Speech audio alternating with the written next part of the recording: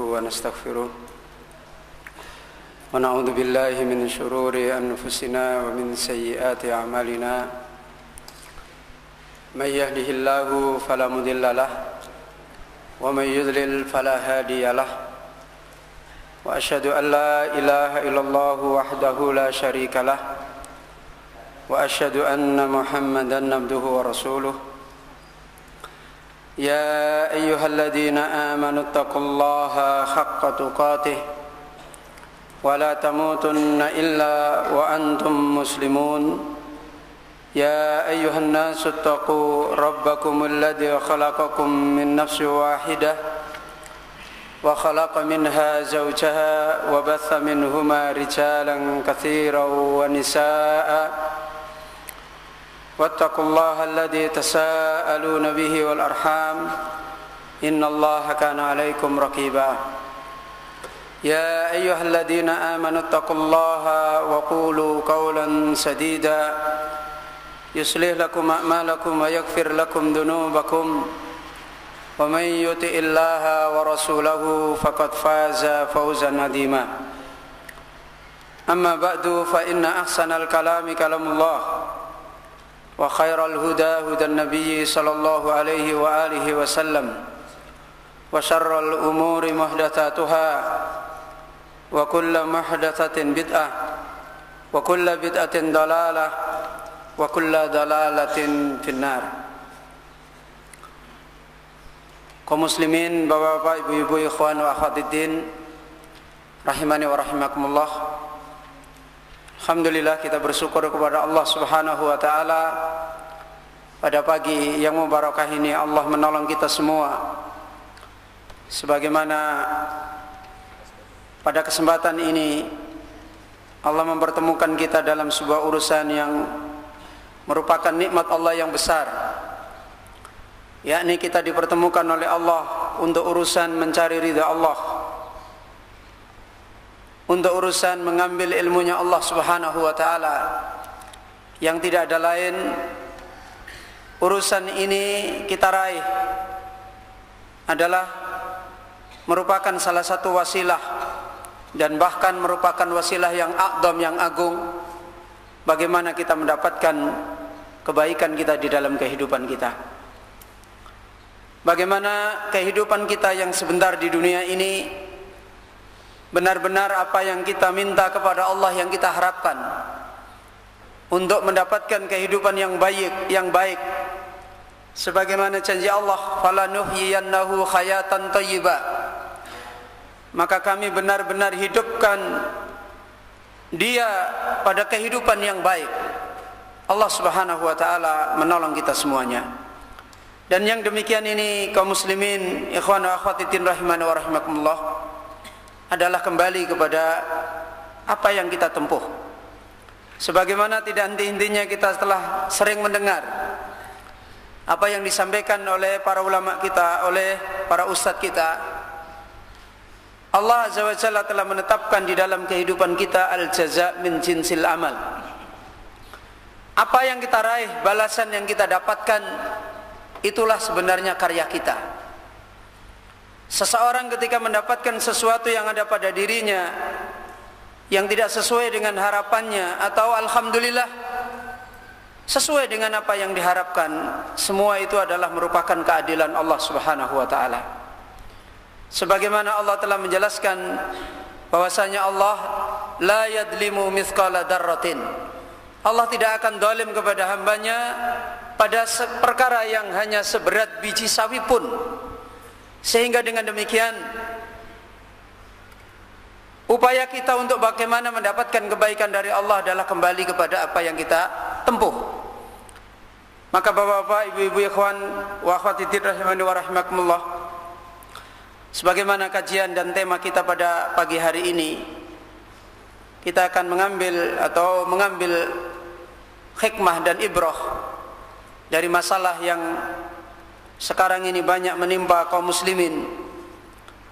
Yang kita ambil pelajaran ini dari sebuah muhadarah yang disampaikan oleh beliau Syekh Muhammad bin Husain Yaqub tentang tarbiyatul aulad baina sa'adati wasyaqa, tentang mendidik anak-anak. Antara kenyataan yang diraih oleh manusia sebagaimana harapannya anak-anak ini menjadi kebahagiaan dunia dan akhirat, baik bagi mereka yang memiliki ataupun bagi kaum muslimin secara umumnya, atau yang terjadi sebaliknya, justru generasi ini menjadi syaqqa, menjadi kehinaan. Anak-anak ini kemudian menjadi sebab kesengsaraan di dunia kita dan lebih-lebih lagi di akhirat. Pembicaraan kita tentang faedah ini, Bapak, Ibu, ikhwan wa akhwat rahimani wa rahimakumullah, bukanlah pembicaraan yang sekedar kita hanya membuka kedua mata kita. Ini masalah adalah masalah anak-anak, yang kemudian kita memahaminya dengan sesuatu yang remeh. Padahal hampir seluruh kehidupan kita tidak pernah lepas dari masalah anak-anak. Kita-kita yang sekarang ini duduk di majelis, para pemuda, orang-orang tua, walaupun sudah tidak anak-anak lagi, dia tidak akan lepas dengan urusan anak-anak.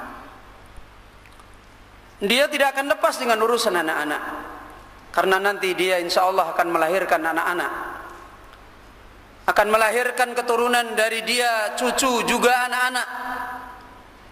Dan walaupun mungkin dia tidak punya keturunan, bukan berarti dia akan lepas dari anak-anak. Kerusakan yang sekarang ini menimpa di kalangan orang-orang tua bukan sesuatu yang mendadak. Kesengsaraan yang sekarang ini menimpa pada orang-orang tua yang bermasalah itu bukan sesuatu yang mendadak, dimulai dari dulu ketika orang tua ini masih anak-anak. Ketika orang tua ini dulunya anak-anak, itulah yang sebenarnya sekarang ini terjadi pada mereka. Demikian pula banyak manusia resah mendapatkan fitnah-fitnah kehidupan, padahal dia tidak punya anak tapi terkena fitnahnya anaknya orang. Siapa yang bisa lepas dari anak-anak? Di madrasah ini banyak anak-anak datang, padahal juga bukan anak saya, bukan juga anaknya Ustaz Tariq. Dan kita juga mendapati fitnahnya anak-anak. Di mana kita pernah berhenti lepas dari fitnahnya anak-anak? Kalau sekarang kita banyak dibuat masalah dengan masalah orang-orang tua, itu anak-anak yang sudah tua. Anak-anak yang sudah tua yang bikin masalah. Ya.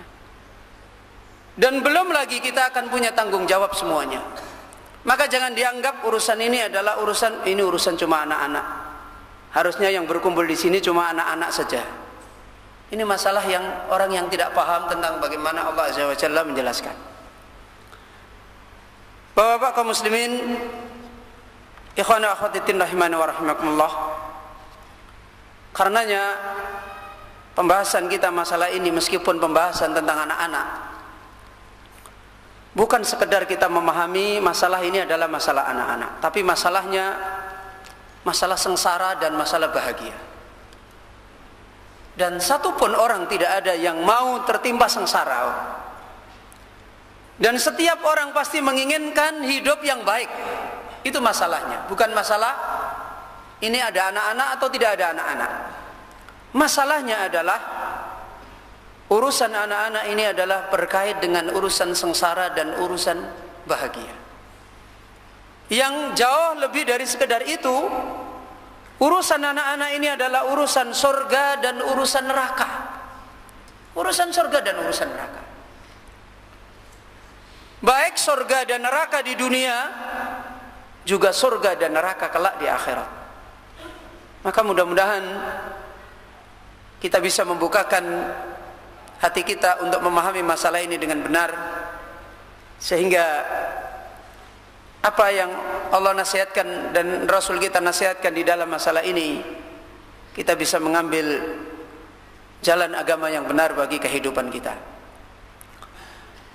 Beberapa masalah yang mendahului masalah ini, saya mengingatkan pada diri saya sendiri dan kepada antum semua, kepada Bapak Ibu, ikhwan wa akhwat rahimani wa rahimakumullah, tentang urusan hidup kita. Allah Azza wa Jalla berfirman, faman zuhziha 'anil nari wa udkhilal jannata faqad faz. Siapa yang diselamatkan oleh Allah dari neraka dan dimasukkan pada surga, itulah orang yang beruntung. Ukuran untung di dalam hidup adalah ukuran dia diselamatkan oleh Allah dari neraka atau dia dimasukkan kepada surga. Itu ukuran untung dan ruginya hidup. Ini kaidah yang Allah jelaskan kepada kita. Sehingga masalah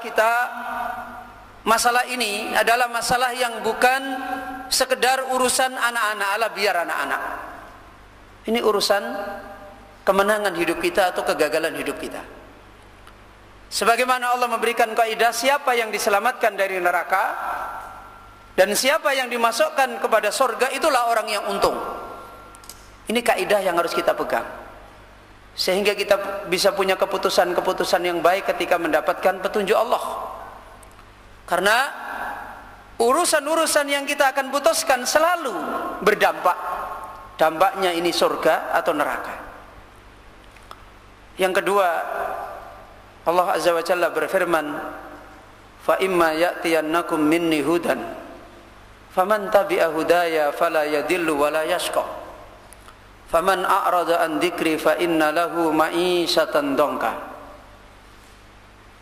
Urusan gagal, urusan bahagia, urusan beruntung, urusan rugi di dalam hidup hanya ada dua jalan, dan tidak akan ada jalan yang lain. Yaitu Allah menjelaskan, sungguh benar-benar telah senantiasa datang pada kalian dariku petunjuk. Urusan sengsara, bahagia, surga, neraka adalah hubungannya dengan urusan petunjuk. Kata Allah, fa imma ya'tiyannakum minni hudan. Benar-benar senantiasa datang pada kalian dariku, dari Allah, yaitu petunjuk. Yang pertama, siapa yang mengikuti petunjukku maka dia tidak akan sesat dan dia tidak akan sengsara. Jelas sekali Allah menjelaskan. Di mana letak orang itu tidak sengsara dan tidak sesat? Yattabi'a hudaya. Mengikuti petunjuk Allah, tidak ada pilihan. Allah hanya mengatakan, faman tabi'a hudaya fala yadillu wa la yashqa. Kemudian Allah menyebutkan, waman a'rada an dzikri fa inna lahu ma'isyatan dongka. Siapa yang berpaling dari peringatanku, dari petunjukku, hidupnya sempit, hidupnya susah. Tidak ada kesusahan yang menimpa manusia, kesengsaraan yang menimpa manusia kecuali karena berpaling dari petunjuk Allah. Maka sengsara itu buah dari tidak mau mengikuti petunjuk, dan kebahagiaan, kemenangan itu adalah buah dari mau mengikuti petunjuk. Berarti urusan kita adalah urusan petunjuk. Kemudian Allah Azza wa Jalla berfirman, satu hal yang harus kita pahami, Allah mengingatkan pada kita, wattaqu fitnatan la tusibannal ladzina dzalamu minkum khassah. Allah memberikan nasihat kepada kita tidak menjadi orang yang menutup mata dengan masalah sengsara dan masalah bahagia, dengan masalah untung dan masalah rugi. Walaupun zahirnya itu adalah sepertinya tidak punya hubungan dengan kita. Oh, itu kan anaknya fulan, anaknya orang, bukan anak saya. Itu orang yang menutup mata. Ya. Karena Allah mengingatkan, wattaqu, takutlah kalian fitnatan, pada sebuah fitnah, la tusibannal ladzina dzalamu minkum khassah. Yang fitnah ini tidak hanya menimpa pada orang-orang yang melakukannya, tidak hanya dia, yang tidak melakukan pun kena. Fattaqu fitnatan la tusibannal ladzina dzalamu minkum khassah. Takutlah kalian ada suatu fitnah yang tidak hanya menimpa fitnah itu pada orang-orang yang mereka telah berbuat zalim khassatan, dia saja tidak. Ini peringatan Allah Azza wa Jalla. Yang demikian ini, sebagaimana salah satu istri Nabi pernah bertanya kepada Nabi sallallahu alaihi wa alihi wasallam radhiyallahu anha, anuhlikuna wa fina salihun. Ya Rasulullah, apa apakah kita akan dibinasakan oleh Allah? Apakah kita akan dihancurkan oleh Allah? Wa fina sholihun, di tengah-tengah kita masih ada orang soleh, masih ada orang baik. Apakah kita akan dibinasakan oleh Allah? Kata Nabi, na'am. Walaupun kalian masih baik, kalian akan dibinasakan oleh Allah juga. Kenapa? Idza kathural khabath, kalau maksiat, perbuatan keji, zina, pembunuhan merajalela. Apa maknanya? Maknanya adalah ketika banyaknya kerusakan dan tambah menjadi-jadi, berarti itu masalah dibiarkan. Orang lain menutup mata, bukan saya. Orang lain tidak mau tahu, itu kan bukan anak saya. Maka yang demikian ini dijawab oleh Nabi, na'am, Allah akan membinasakan semua orang termasuk yang baik. Kalau keadaannya demikian. Beberapa ayat dan hadis ini kita jadikan kembali dasar kita pada pengajian ini, yang mudah-mudahan dengan izin Allah Subhanahu wa taala kita dapat mengambil pengajaran ini menjadi urusan kebahagiaan kita yang sesungguhnya, dan kita ditolong oleh Allah untuk bisa memperbaiki diri. Bapak-bapak, ibu-ibu, ikhwan wa akhwat fillah rahimani wa rahimakumullah. Sebelum kita masuk pembahasan ini secara khusus, nasihat ini secara khusus yang disampaikan oleh beliau, yaitu Syekh Muhammad Husain Yaqub, di dalam muhadarah yang kemudian dibukukan ini, saya mengingatkan kembali kepada para ibu-ibu, para ummahat, agar majelis ilmu yang ada ini benar-benar menjadi majelis ilmu untuk mengambil kepentingan urusan besar dalam hidup kita, dan agar pertemuan di majelis ilmu bukan menjadi pertemuan untuk bertemu dengan teman-temannya, untuk ngobrol dengan temannya. Kalau pertemuan itu seperti itu, lebih baik tidak usah datang di majelis ilmu, karena maksiatnya tambah banyak, dosanya tambah banyak. Kalau orang berbuat maksiat di tempat bukan yang mulia, dibanding dengan orang berbuat maksiat di tempat yang mulia, itu pelanggarannya jauh lebih besar bermaksiat di tempat yang mulia. Ya. Kita ngomongin orang, ngobrol, cerita yang tidak ada manfaatnya di rumah dengan temannya, dengan kita ngobrol, cerita, ngomongin orang di majelis ilmu, itu dosanya lebih besar yang ini. Karena di tempat kebaikan malah dia bermaksiat. Ya.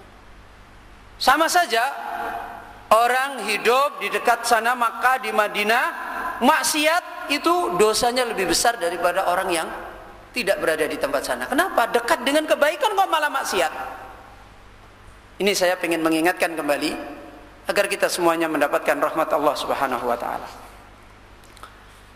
Kita masuk pada penjelasan yang disampaikan oleh beliau dalam muhadarah ini. Setelah beliau membawakan khutbah secara singkat di halaman 5 bagi yang membawa bukunya, dengan membawakan firman Allah Azza wa Jalla, mengingatkan kita untuk bertakwa kepada Allah pada surat An-Nisa ayat 1, dan mengingatkan kita kembali untuk bertakwa kepada Allah pada surat Al-Ahzab ayat 70 sampai 71. Kemudian beliau menyampaikan khutbah yang biasa dibawakan oleh Nabi, fa inna astaqal hadithi kalamullah wa khairal hadyi hadyu Muhammadin sallallahu alaihi wa alihi wasallam wa inna syarral umuri muhdatsatuha wa inna kulla muhdatsatin bid'atun wa inna kulla bid'atin dalalatun wa kulla dalalatin finnar. Kemudian beliau mengatakan summa amma ba'du. Beliau berkata, fanaltaqil lailata nas'alullaha ay yaj'ala liqa'ana khalisan liwajhihil karimi nafi'an li jami'il muslimina naltaqi linatakallama fi mas'alatin hiya min akhtaril qadaya allati yuwajihuha al-muslimu fi hadhihi al-ayyam, ala wa hiya qadiyatu tarbiyatil auladi. Nas'alullaha ay yurabbi lana auladana wa tarbiyatul auladi min akhtaril qadaya allati yuwajjihuha al-muslimu fi hadhihi al-ayami li salasati asbab. Di awal penjelasan beliau, pada malam hari ini kita bertemu, ini muhadarahnya berarti pada waktu malam. Kita memohon kepada Allah agar Allah menjadikan pertemuan kita ikhlas untuk wajah Allah, agar menjadi pertemuan yang memberikan manfaat pada kaum muslimin. Sebagaimana sekarang ini kita baca kembali nasihat ini, kita bertemu untuk membicarakan, menasihatkan tentang satu masalah dari urusan yang paling berbahaya, urusan yang paling membawa dampak kerusakan yang besar, yang pada hari-hari sekarang ini seorang muslim sedang menghadapinya. Tapi banyak sekali mereka tahu ini masalah besar, masalah bahaya. Sangat disayangkan, banyak dari kaum muslimin tidak punya kepedulian, membiarkan ya. Ini sangat disayangkan. Lebih disayangkan kembali di antara kaum muslimin yang sudah ditunjukkan oleh Allah taufik memahami kitab, memahami sunnah, menemukan jalan sunnah, menjadikan masalah ini dibiarkan begitu saja. Ini lebih sangat disayangkan. Dan ingatlah dia, masalah tersebut adalah masalah tarbiyatul aulad, masalah mendidik anak, masalah ngurus anak. Kita memohon kepada Allah agar Allah mendidik kita dan mendidik anak-anak kita. Kaum muslimin yang dirahmati oleh Allah, ikhwan wa akhwatiddin, lihat apa yang dinasihatkan oleh beliau. Salah satu hal yang hampir-hampir dilupakan oleh orang Islam pada hari ini, illa man rahimahullah, hilang kesadarannya bahwasanya anak-anak kita ini bisa baik karena tarbiyah Allah. Hampir semuanya sekarang kita berpikiran baik buruknya anak kita itu adalah semata-mata kita yang bisa menentukan, dan tidak pernah mikir untuk kembali kepada Allah, merendahkan diri kepada Allah agar Allah menolong kita mendidik anak-anak kita. Karena seberapa kemampuan kita, hakikatnya Allah Rabb, Allah lah yang mengatur, yang mendidik manusia menjadi baik. Allah lah yang mendidik para nabi-nabi Allah dijaga dari kecil menjadi baik. Apabila kita sudah menjadi orang yang melepaskan hubungan ini dengan Allah, naudzubillah, apalagi menyelisih Allah subhanahu wa ta'ala. Ini nasihat yang diingatkan oleh beliau, agar kita meminta tolong kepada Allah agar Allah menolong kita mendidik diri-diri kita. Tidak hanya anak-anak kita, kita ini juga tidak mungkin bisa baik tanpa kita mendapatkan tarbiyah, pendidikan. Dan kemudian beliau mengingatkan lebih-lebih lagi anak-anak kita. Dan beliau mengingatkan bahwasanya mendidik anak-anak itu adalah min akhtaril qadaya, urusan yang sekarang ini khatir, sangat berbahaya. Yang paling berbahaya yang sekarang ini dihadapi oleh kaum muslimin, urusan yang sangat rawan. Kenapa? Beliau mengambil alasan karena ada 3 masalah, sehingga urusan ini pada kaum muslimin adalah urusan yang khatir. As-sababul awal, sebab yang pertama, innal aulada imma ni'matun wa imma naqmatun. Dinasihatkan, diingatkan oleh beliau kembali, apa sih orang hidup ini di dunia, untuk cari apa? Kita sudah sepakat bahwasanya hidup itu pengen bahagia, ya. Tidak pengen sengsara. Hidup itu pengen bagaimana baik, tidak pengen hidup itu rusak. Dan tidak ada kepentingan orang yang paling besar kecuali masalah ini. Coba sekarang orang melakukan aktivitas dengan segala macamnya, tanya coba untuk apa tuh dia lakukan? Pasti dia ingin mencari sebuah apa? Sebuah kebaikan dalam hidupnya. Dan dia tidak ingin mendapatkan sesuatu yang bencana dalam hidupnya. Lah kenapa jalannya beda-beda? karena sudut pandang tentang baik dan buruk orang mendapatkan beda-beda. Kalau sekiranya manusia itu mendapatkan baik dan buruk itu sepakat, maka jalan yang ditempuh akan sepakat. Karena mereka dapati sesuatu yang dinilai baik dan buruk itu beda. Satu sisi orang mendapati baik dan buruk itu urusan surga neraka, urusan ridha Allah, urusan murkanya Allah. Sisi yang lain manusia itu menilai baik dan buruk itu dapat duit banyak, rumahnya besar, mobilnya ada, tidak punya duit, rumahnya hilang, uangnya hilang, makanya akhirnya yang ditempuh juga beda. Maka akhirnya kesudahannya sebenarnya masalahnya sama. Maka nasihat yang disebabkan oleh beliau, dan sebagaimana tadi di awal kajian kita sudah kita sebutkan, sebenarnya kehidupan kita sengsara atau bahagia, nikmat atau celaka, itu tidak pernah lepas dari urusan anak-anak.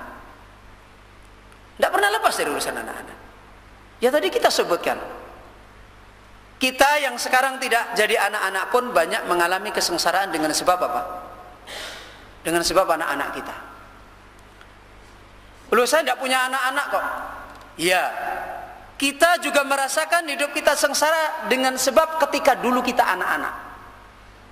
Ya kan? Kenapa kok begini-begini? Saya menyesal dulu ketika saya anak-anak, saya tidak begini. Kan berarti penyebabnya dari apa? Dari anak-anak. Jadi urusan aulad, urusan anak-anak itu adalah urusan imma nikmatun, ada kalanya sebuah kenikmatan, atau nakmatun, sebuah bencana, adab. Anak itu bisa menjadi kebahagiaan dan bisa menjadi adab. Beliau mengatakan al-auladu, ini sebab yang pertama, sehingga kita punya kepentingan untuk membicarakan, mengambil nasihat tentang masalah ini. As-sababul awwalu innal aulada imma nikmatun wa imma nakmatun. Al-auladu qad yakununa nikmah, qad yakununa nikmatan, kama qala rabbuna al-malu wal banuna zinatul hayatid dunya wal baqiyatus salihatu khairun inda rabbika thawaba wa khairun amala. Anak-anak terkadang keberadaan mereka ini adalah menjadi sebuah nikmat, menjadi sebuah nikmat. Sebagaimana secara umum Allah Azza wa Jalla berfirman, al-malu wal banun zinatul hayati dunia. Harta dan anak-anak adalah perhiasan hidup dunia. Dari sisi mana firman Allah Azza wa Jalla ini mengandung makna anak dan harta ini sebuah nikmat? Bukan dari sisi hakikat anak itu dan harta itu, bukan. Sebagaimana pada ayat berikutnya Allah menyebutkan apa di situ? Wal baqiyatu as-salihatu khairun inda rabbika. Dari sisi di sini, dari sisi dan yang tersisa, yang disediakan, yang ada, yang baik, itulah yang baik di sisi Rabbmu. Apa maknanya? Ini yang diterangkan oleh beliau Syekh Sa'di rahimahullah di dalam tafsir beliau, bahwasanya makna zinatul hayat, harta, anak itu perhiasan hidup. Kata beliau, laisa wara'a dzalika syai'un. Apa maknanya perhiasan? Hakikatnya di balik anak kita, di balik harta kita itu tidak punya nilai apa-apa. Itu berhenti pada ayat apa? Zinatul hayatid dunia. Yang namanya sekedar hiasan. Di balik itu berarti tidak ada. Wara'a dzalika laisa syai'. Dan dari mana anak-anak bisa bernilai sebagai nikmat? Disebutkan yabqa lil insani wa anna alladhi yabqa lil insani wa yanfa'uhu wa yasurruhu al baqiyatus salihah. Yang memberikan manfaat, menggembirakan, menjadikan nikmat bagi seorang manusia adalah al baqiyatus salihah. Yang disisakan yang baik, yaitu anak-anak yang ditegakkan haknya, harta yang ditunaikan haknya, ya. Sebagaimana hal ini dijelaskan pada ayat sebelumnya, Ayat ini didahului dengan firman Allah Subhanahu wa taala, "Wadrib lahum masalal hayatid dunya kama in anzalnahu minas sama fakhtalata bihi nabatul ardi fa asbaha hashiman tadruhur riyah wa kana Allahu ala kulli syai'in muqtadira." Ayat sebelumnya Allah mengingatkan, buatlah contoh tentang kehidupan dunia, di mana kehidupan dunia ini seperti air yang kami turunkan, kemudian dengan sebabnya tanaman-tanaman tumbuh menghijau. Tidak lama kemudian tanaman-tanaman ini mengering dan diterbangkan angin. Kata beliau Syekh Sa'di, pada ayat ini Allah menasihatkan secara asal kepada Nabi kita dan yang mengikuti Nabi kita dari para umatnya untuk memahami contoh tentang kehidupan ini, yaitu agar dia bisa memahaminya, agar dia bisa melihat, mengukur di antara keduanya dan mementingkan mana di antara keduanya yang paling baik. Ini kehidupan dunia, yaitu apabila dia menegakkan hak-hak mereka. Bapak-bapak kaum muslimin, dan insya Allah nanti pada ayat berikutnya akan diterangkan. Yang demikian ini sebagaimana Syekh Sa'di menjelaskan, mana al-baqiyatus shalihah tasmulu jami'at ta'at al-wajibati wal mustahabbati min huquqillahi wa huquqi ibadi. Jadi yang dimaksud al-baqiyatus shalihah adalah mencakup semua ketaatan-ketaatan kita, baik yang wajib maupun yang sunnah, dari hak-hak Allah dan hak-haknya hamba kita yang ada pada kita, termasuk anak. Anak baru bisa bernilai nikmat kalau dilaksanakan sesuai dengan hak yang dituntunkan oleh Allah. Kalau cuma sekedar anak, tidak ada kaitan dengan hukuk, hak yang diberikan oleh Allah kita kerjakan, maka laisa sai' wara'a dzalik, tidak ada nilainya apa-apa. Maka ini ayat diambil faedah anak itu sebagai nikmat dari sisi ketika anak itu dipersiapkan wal baqiyatus shalihah, menjadi ketaatan-ketaatan kita kepada Allah. Kalau tidak, maka tidak ada nilainya. Kemudian diterangkan oleh beliau, waqad yakununa naqmatan kama qala rabbuna ya ayyuhalladzina amanu inna min azwajikum wa auladikum aduwwan lakum fahdharuhu wa in ta'fu wa tasfahu wa taghfiru fa innallaha ghafurur rahim innama amwalukum wa auladukum fitnah wallahu indahu ajrun adzim. Terkadang pula anak mereka ini keadaannya menjadi adab yang menyengsarakan orang yang terkena adabnya.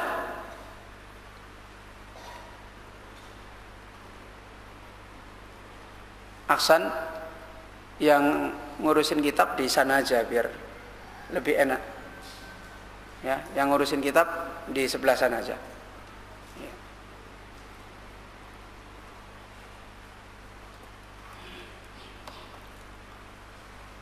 Sebagaimana Allah Azza wa Jalla Rabb kita telah berfirman, ya ayyuhalladzina amanu, wahai orang-orang yang beriman, sesungguhnya di antara istri-istri kalian dan anak-anak kalian, Allah menyebutkan di antara istri kalian dan anak kalian adalah musuh bagi kalian, maka hati-hatilah kalian pada mereka.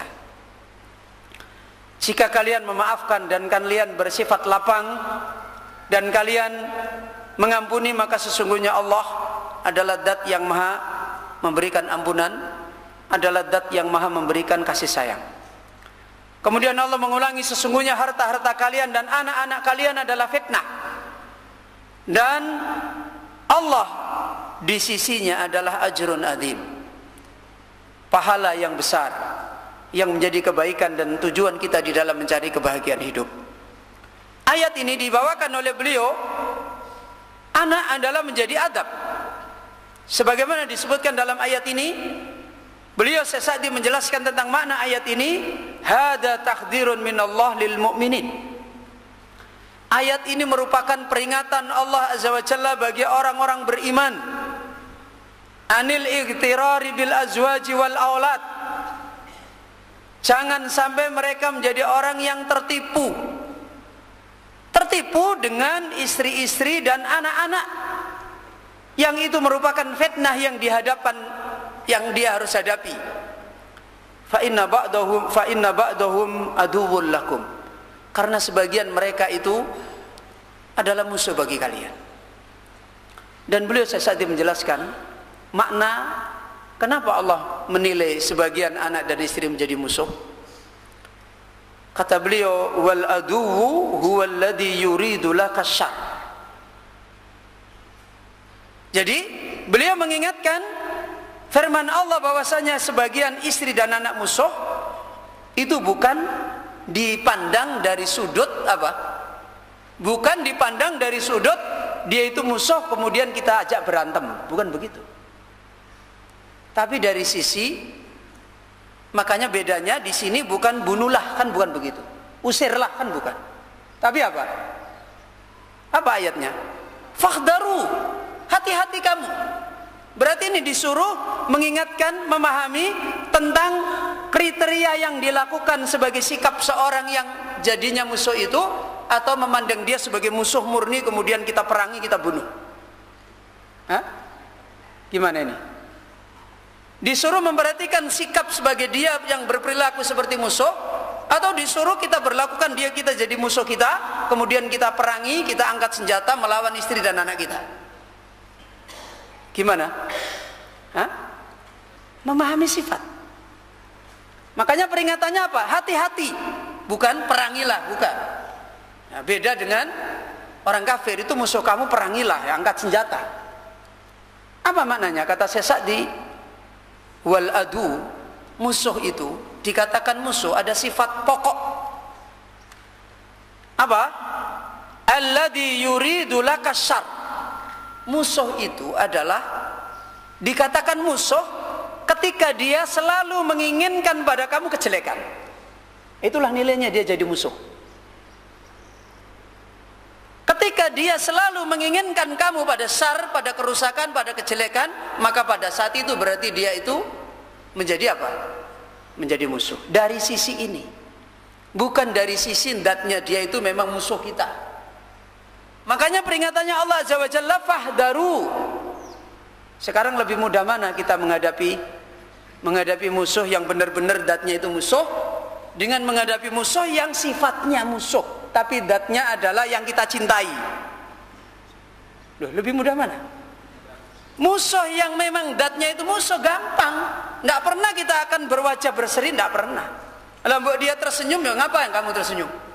Besok kamu saya bunuh kok tersenyum. Kan begitu.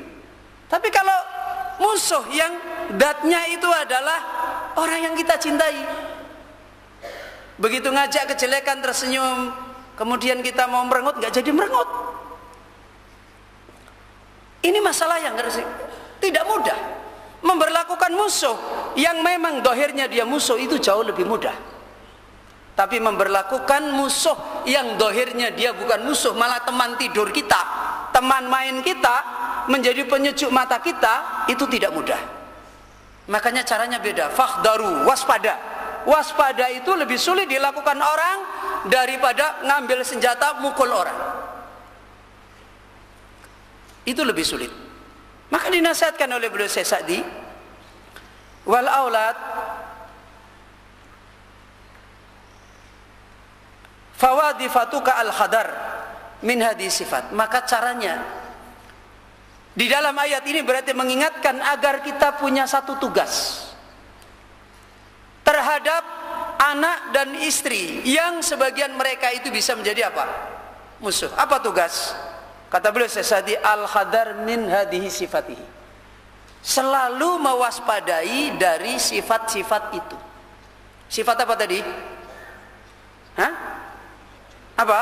Yuridu syarr. Yang kita lihat bukan senyumnya. Yang selalu kita lihat bukan tampilannya, tetapi apa? Keinginan dia ini kemana? Keinginan dia ini kemana? Kadang itu ngomong deng, ngomongnya di depan tapi keinginannya di belakang. Yuridnya dia itu di mana? Itu yang kita lihat. Jangan lihat ngomongnya. Ngomongnya kelihatannya kadang-kadang mudah. Tolong saya antar ke toko itu. Kenapa? Ini ada sedikit urusan cuma mau beli silet itu. Oh, beli silet sini tak belikan. Enggak, sama saya aja biar kelihatan mesra. Beli silet diantar supaya kelihatan mesra. Sampai di situ, ada makanan enak, ada gimana? Beli itu enggak apa-apa ya? Beli itu enggak apa-apa ya? Keinginannya itu sebenarnya sudah direncanakan, tapi yang keluar beli silet. Loh, ini yang harus dipahami. Yang harus dipahami ini keinginannya kemana gitu loh. Beli silet itu tak melu ini ngopo kan gitu loh. Beli silet ya nggak perlu melu, malah ke silet malah berdarah. Kan ini hal yang harus diwaspadai. Anak-anak kita, coba lihat anak-anak, cuman dikit aja loh Bi, ini sedikit aja, tidak banyak-banyak loh saya mau. Habis sedikit sampai di situ geluntung-geluntung. Loh katanya sedikit kok geluntung-geluntung, tahu geluntung-geluntung? Berguling-guling di tanah, menangis, nggak mau. Kalau nggak semua nggak mau, padahal di rumah apa? Sedikit. Yang kita pahami adalah keinginannya. Ini mau kemana? Seorang yang tahu bahwasanya anak dan istri itu sebagai musuh, maka yang dilihat adalah keinginan, sifat. Omongannya, perilakunya ini bukan cuma itu yang dilihat. Ini kemana keinginannya? Yuridus syar aw lam yurid syar. Dia menginginkan pada hal-hal yang jelek atau menginginkan pada perkara yang tidak jelek. Ini yang dinasihatkan oleh beliau Sa'di. Dan satu masalah kembali, wal nafsu majbulatun ala mahabbatil azwaji wal aulad. Dan yang satu masalah, kita yang punya tugas ini, ya, kita yang punya tugas ini, itu kita sendiri mencintai yang kita awasi. Nah, itulah yang susah. Ngawasi sesuatu yang diawasi ini kita cintai. Nafsu kita itu tabiatnya suka. Bukan cuma istrinya sendiri, istrinya orang saja suka. Ya. Bukan cuma anaknya sendiri, anaknya orang lain aja suka. Coba lihat Allah takdirkan, ada orang lewat, itu orang kok bagus, orang kok cantik ya, anak-anak itu kok, padahal bukan punya dia. Itu tabiat nafsu. Gimana bisa mengawasi sementara nafsu itu tabiatnya begitu? Maka tidak mudah. Kondisi anak itu bisa menjadi musuh itu luar biasa dahsyatnya. Ya. Kalau cuma kita menjadi orang yang kerjanya hanya baring-baring, musuh ini ketawa-ketawa. Kadang-kadang ngomong sama orang tuanya, mau pinjam HP-nya sebentar, ya enggak apa-apa lah, saya mau SMS teman saya. Bapaknya ngantuk sebentar, HP ini sudah kemana-mana. Itu kita nggak tahu. Maka dinasihatkan oleh beliau, jiwa manusia di sini punya tabiat menyukai yang bisa berperilaku sebagai musuh.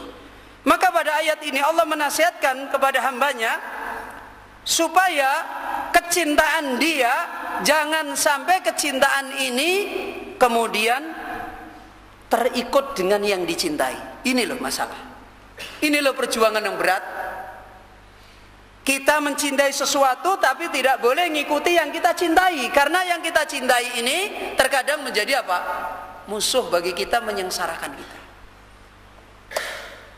Apalagi kalau kemudian sikap kita mengikuti, ya sudah hancur.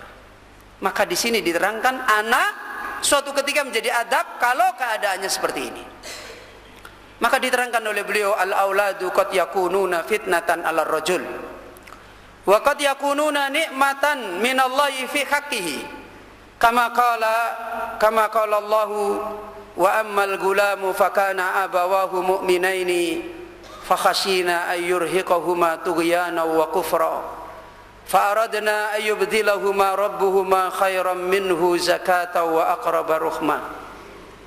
Ini ayat yang bagus yang selama ini kita tidak pernah kenal faedah ayat ini. Saya yakin antum semuanya sering baca ayat ini. Di mana ayat ini? Di surat Al-Kahfi. Siapa yang tidak kenal surat Al-Kahfi? Orang muslim yang agamanya pas-pasan aja, yang pernah tahu Quran, insyaallah tahu surat Al-Kahfi. Dan cerita Ashabul Kahfi, cerita yang terjadi di antara cerita yang ada di sana adalah ceritanya Nabi Musa dengan siapa? Khidir. Itu semua orang tahu. Tapi tidak banyak orang bisa mengambil faedah yang benar. Beliau mengatakan, anak-anak sungguh keberadaan mereka terkadang menjadi fitnah atas seorang, bahkan juga terkadang menjadi nikmat dari seseorang. sebagaimana Allah menyebutkan dalam surat Al-Kahfi ketika Nabi Musa protes Khidir membunuh siapa? Membunuh siapa? Anak-anak. Ketika Nabi Musa berguru sama Khidir, dimintai syarat, kalau terjadi apa-apa jangan apa? Jangan tanya. Begitu melihat Khidir membunuh anak-anak, Nabi Musa kaget, marah. Loh, kan saya udah bilang kamu jangan bertanya dengan apa yang saya lakukan. Nah ini, akhirnya ini si murid tidak jadi berguru karena gagal syaratnya nggak terpenuhi. Kemudian setelah selesai, salah satu hal yang diterangkan oleh Khidir kepada Musa adalah masalah urusan anak-anak yang dibunuh oleh siapa? Khidir. Coba perhatikan ilatnya, coba perhatikan masalahnya. Jangan malah salah paham. Yang dilihat apa? Nabi Khidir itu tahu sebelum terjadi. Yang dilihat itunya. Nah, akhirnya cita-citanya bagaimana pengen ketemu Nabi Khidir. Karena harapannya Nabi Khidir ini punya kelebihan. Nanti kalau ketemu Nabi Khidir, minta ini katanya begitu. Ini yang dimasalahkan bukan masalah ini. Perkataan Khidir diabadikan oleh Allah. Adapun gulam, anak-anak yang dibunuh oleh Khidir, kata Khidir, fakana abawahu mu'minaini. Kedua orang tuanya adalah dua orang yang apa? Beriman. Coba lihat. Kedua orang tuanya adalah orang beriman. Fakhashina. Kata Khidir, saya khawatir. Karena Khidir diberitahu oleh Allah tentang keadaan anak ini. Fakhashina ayyurhiqahuma tughyana wa kufra. Saya takut kalau anak ini nanti besar, dia akan mendorong ke orang tuanya untuk berbuat melampaui batas dan kafir. Ini alasan Khidir membunuh siapa? Membunuh anak kecil itu. Alasan Khidir membunuh anak kecil itu. Kemudian ayat yang berikutnya, fa'aradna ayyubdilahuma rabbuhuma khairan minhu zakata wa aqraba ruhmah. Apakah Khidir dalam hal ini sebagaimana yang dipahami oleh orang pembunuh berdarah dingin? Ya, bukan. Ya, Khidir seorang yang diberi ilmu oleh Allah. Ya. Dan coba perhatikan sikap ini, kasarannya sampai seperti ini, yaitu apa ini? Yang dilakukan ekstrim gak ini? Ekstrim apa? Membunuh anak. Kita sekarang mau ngerem anak kita sedikit, jangan, nanti tidak kita dolim sama anak lu, gitu gitu. Lu anakmu masuk neraka dilarang kok, jangan, biarlah nanti saya dolim sama anak. Yo kamu yang dolim. Saya lihat apa yang dilakukan Khidir, dibunuh itu anak. Apa alasannya Khidir? Apa alasannya tadi? Hah? Alasannya dia takut kalau anak ini nanti besar, balik, kemudian apa? Membawa orang tuanya kepada perbuatan maksiat dan kufur. Kemudian bagaimana Khidir? Khidir mencintai anak, bukan tidak suka dengan anak. Buktinya pada ayat berikutnya apa? Fa'aradna ayyubdilahuma, kami inginkan dengan ini mati. Apa? Kami inginkan supaya Robnya, Tuhannya kedua orang tua ini mengganti. Coba lihat. Berarti menginginkan anak enggak sebenarnya Khidir?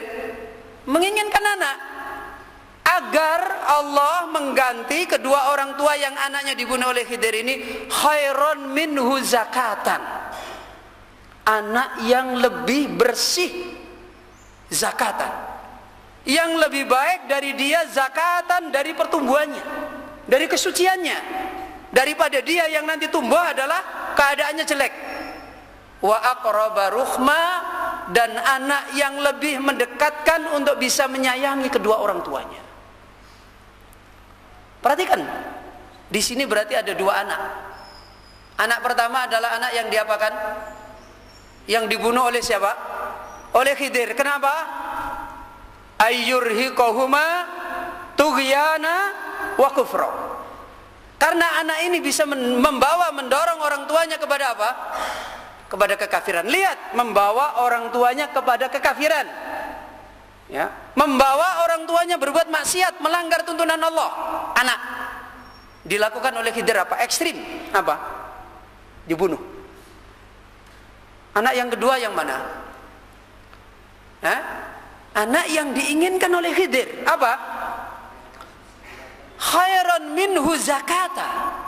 Anak yang lebih baik dari dia dari sisi kesuciannya, dari sisi tumbuhnya. Zakah. Lebih baik dari dia, lebih dekat pada dia dari sisi memberikan kasih sayang kepada orang tuanya. Maka anak yang pertama menjadi nikmat atau menjadi nakmah? Menjadi bencana, menjadi nakmah. Anak yang kedua menjadi nikmat atau menjadi bencana? Menjadi nikmat. Perhatikan dalam ayat ini, bahkan Khidir melakukan perbuatan yang sampai ekstrim. Ngorbankan bukan cuma dohirnya itu, sampai lebih baik dia dibunuh. Ini sampai di mana sebuah sikap yang secara dohir paling keras kepada anak-anak melebihi dari sifat kita bunuh, kita matikan dia. Ada enggak? Mungkin kita mukul, mungkin kita tarik telinganya, mungkin kita marah, mungkin kita usir dari rumah dan seterusnya. Masihkah lebih berat daripada kita bunuh itu anak kita? Lebih berat mana? Masih lebih berat kita bunuh anak kita kan? Ibaratnya kalau kita lakukan seperti itu sudah tidak ada harapan bagi kita. Sudah memang dia begitu. Karena masalahnya apa? Bukan masalah anak ini punyamu atau punya kita atau punya siapa, enggak. Wong kita dulu itu juga nggak punya anak. Ya kan begitu kan? Kita dulu itu kan nggak punya anak. Anak ini datang pemberiannya Allah. Kalau Allah mentakdirkan sebab kejelekan diambil oleh Allah, kita lebih baik bersyukur atau tidak?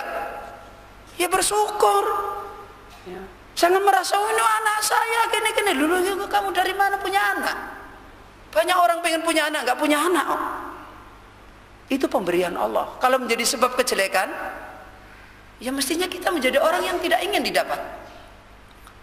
Ini masalah yang dinasihatkan oleh beliau. Sebagaimana Syekh Sa'di menerangkan, annahu law balagha la arhaqa abawaihi tughyana wa kufra. Di mana kalau nanti dia balik, dia akan mendorong kedua orang tuanya pada perbuatan melampaui batas dan kafir. Li khamalihima ala tughyan wal kufur. Mendorong kepada orang tuanya untuk maksiat dan kufur kepada Allah. Dari sisi mana? Kata Syekh Sa'di ada dua sisi. Anak ini bisa menjadikan orang tua kafir. Bukan cuma sekedar anak ini mengkafirkan dirinya sendiri, tapi bisa membawa dampak orang tuanya juga bisa ikut kufur, maksiat. Dan hari ini banyak orang tua melanggar tuntunan Allah, tidak apa-apa karena anak-anaknya ya, nuruti anak-anaknya, kemudian dia melanggar firman Allah Azza wa Jalla, nggak apa-apa. Ini menunjukkan seperti yang diterangkan di sini. Kata Syekh Sa'di ada dua. Yang pertama, imma li ajli mahabbatihima iyyahu. Dari sisi mana? Menyeret orang tuanya pada melanggar tuntunan Allah, bahkan sampai bisa kufur. Dari sisi karena kecintaan orang tua kepada siapa? Anak. Karena biasanya cinta itu berdampak kepada apa? Cinta itu berdampak pada apa? Berdampak pada apa? Hah? Pengorbanan. Ya kan begitu? Cinta yang melampaui batas kepada anak bisa berdampak pada pengorbanan. Apa pengorbanannya? Mengorbankan dirinya melanggar firman Allah karena cinta pada anak. Loh kayak gitu tuh jangan dianggap sepele. Ya. Jangan dianggap sepele. Apalagi kalau sudah terbiasa. Terbiasa nuruti anak melanggar tuntunan Allah. Itu jangan dianggap sepele. Kenapa? Coba perhatikan ketika Nabi menjelaskan tentang masalah nifak. Tahu nifak ya? Nifak? Munafik. Munafik itu ada berapa? Hah? 3. Apa?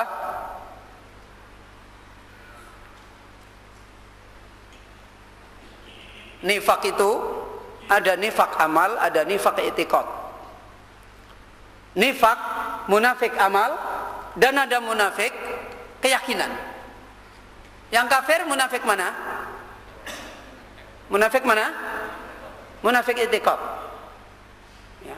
Munafik i'tiqad contohnya apa? membenci kebenaran. Itu munafik i'tiqad. Itu bisa kufur. Ya, mencintai kebatilan.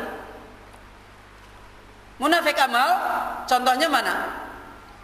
Hadis Nabi sallallahu alaihi wasallam, "Idza kadzaba wa'ada." Kalau dia apa? Ngomong dia dusta. Wa idza tumina khana. Wa idza wa'ada khalafa. Ya, wa idza tasama fajara. Kalau dia berjanji menyelisih, dikasih amanah apa? Mengingkari. Kalau dia diajak dialog, jahat. Ini munafik apa? Munafik amal. Kata Nabi, siapa yang ada pada salah satu dari perbuatan itu, maka apa? Dia ada tanda-tanda nifak. Tanda-tanda nifak kan? Ayatul munafiki, tanda-tanda apa? Nifak. Sudah kufur belum? Belum. Ini nifak asghar, nifak amal. Tetapi dalam sebuah riwayat, kalau itu semua ada pada dia, kana munafiqan khalison.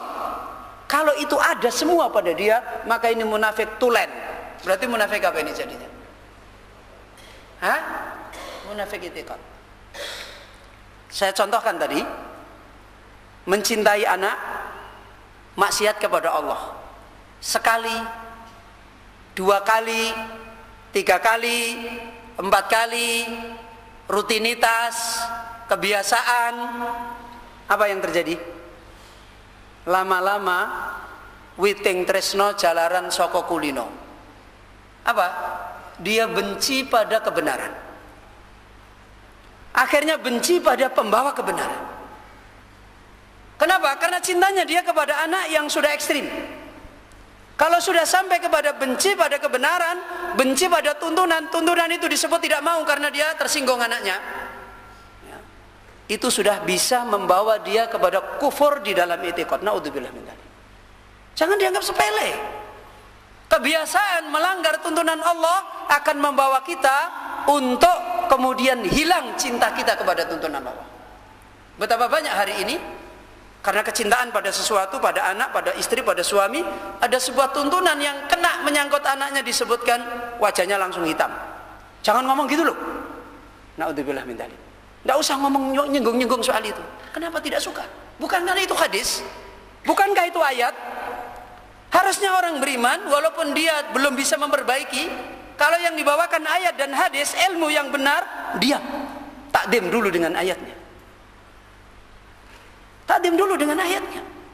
Menghormati dulu dengan ini Quran, ini sunnah. Kalau kemudian kita antipati dengannya, ini bisa munafik i'tiqad. Naudzubillah. Ini kenapa? Karena biasa. Biasa ngelanggar 1 kali, 2 kali, 3 kali. Lama-lama cinta ini mendahului daripada cinta kepada kebenaran. Tadinya masih marah, jengkel. Kamu tidak tahu ini Al-Quran. Besok diikuti lagi, besok diikuti lagi, besok diikuti lagi.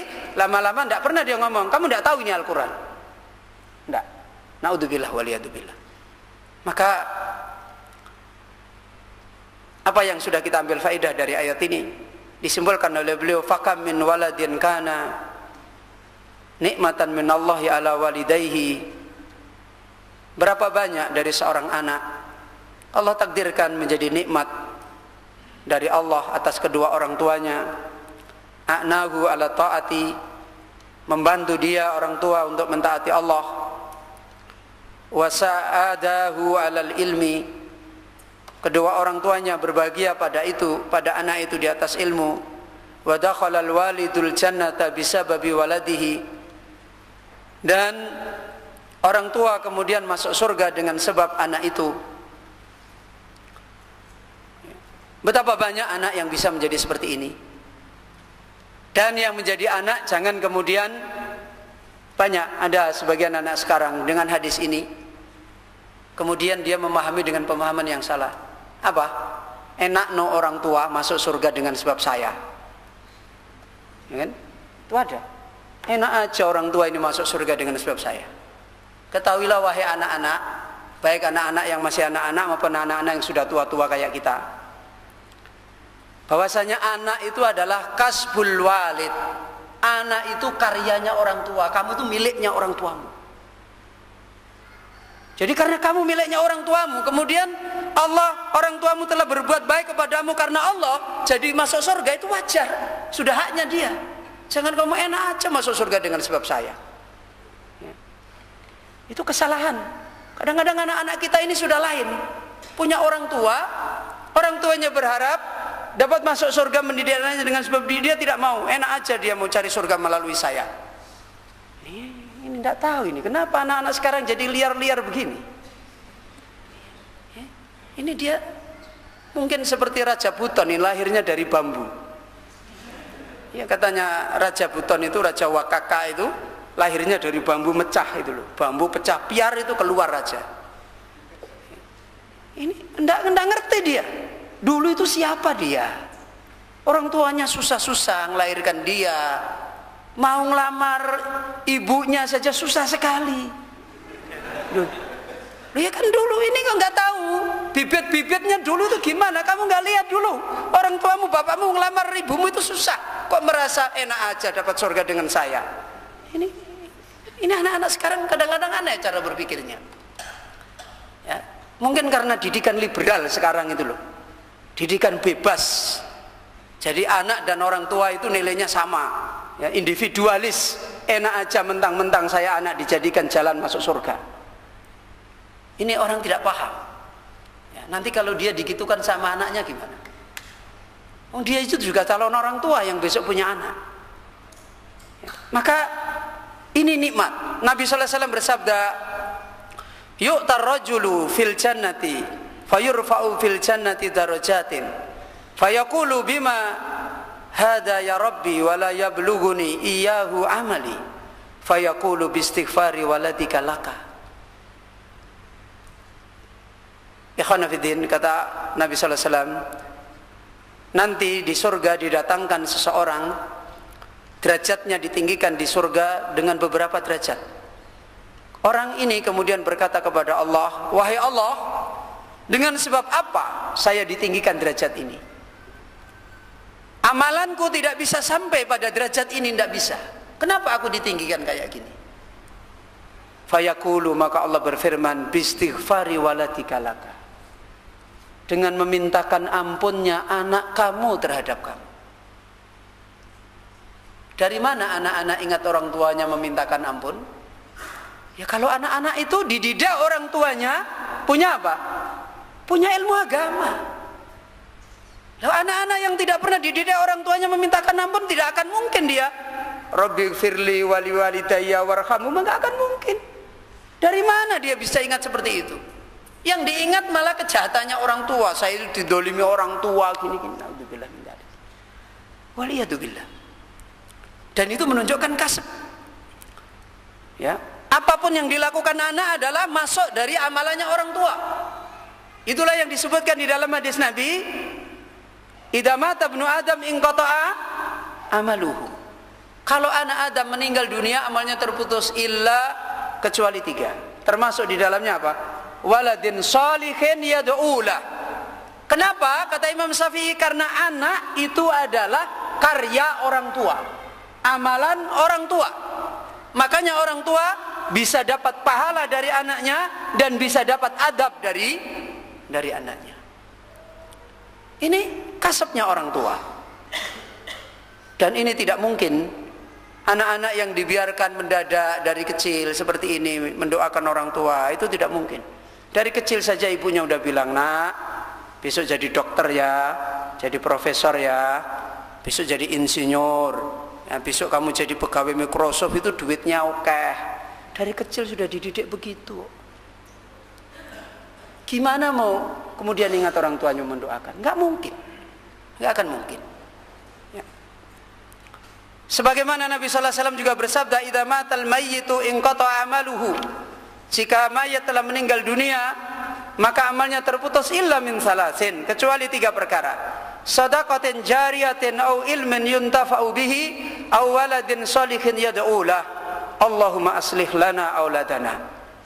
Yaitu sedekah jariyah, ilmu yang dijadikan bermanfaat dengannya, dan anak yang soleh yang dia selalu mendoakan orang tua. Itu dari kasab orang tuanya.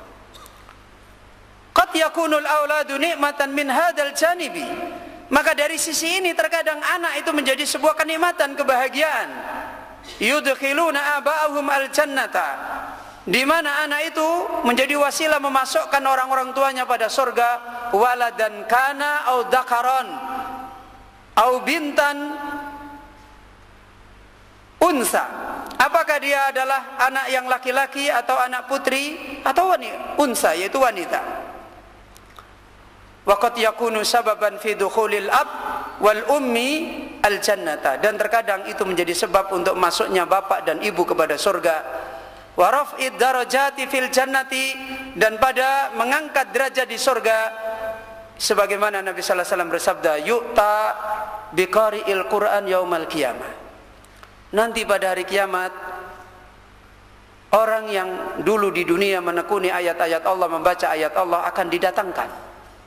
Fayuksa khullatal karamah, maka diberi oleh Allah pakaian-pakaian kemuliaan. Orang yang dulu di dunia menekuni ayat-ayat Allah, dihafalkan, difahami, diamalkan, dibaca, nanti di surga diberi pakaian kemuliaan dari Allah. Kemudian yaqulul Qur'an, Al-Quran itu berkata kepada Allah, ya Rabbi khallihi, wahai Allah berilah dia pakaian lagi. Fayuksa khullatal karamah, diberilah dia pakaian karamah, pakaian kemuliaan. Wa yaqulul Qur'an, Al-Quran berkata kembali, ya Rabbi zidhu, wahai Allah tambahkan lagi pakaian bagi dia.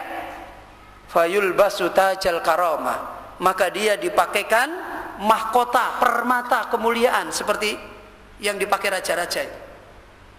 Kemudian summa yuksa walidahu khullatal karamah, kemudian kedua orang tuanya juga dipakaikan dengan pakaian kemuliaan. Ini kalau anak-anak dia adalah orang-orang yang dulu menekuni apa? Ayat-ayat Allah Subhanahu wa taala. Yang disimbolkan oleh beliau, khamilul Quran yukramu walidahu bisababihi. Wal waladu syahidu yasfa'u fi abihi wa ummihi, faqad yakunul waladu ni'matan min hada jami'an. Maka pembawa Al-Quran dia dimuliakan, orang tuanya, kedua orang tuanya dimuliakan dengan sebab dia membawa Al-Quran. Anak yang syahid, ya, bagi orang tuanya dan ibunya diberi syafaat dengannya. Faqad yakunul waladu, maka dengan demikian anak itu nikmatan, menjadi nikmat min hada jami'an, dari sisi ini semuanya. Ikhwana fiddin wa akhwati din kaum muslimin, Bapak Ibu yang dirahmati oleh Allah. Kita istirahat sebentar, sekitar 5 menit. Tafadhol yang punya keperluan hajat, silakan. Jam 10:30 kita akan lanjutkan kembali.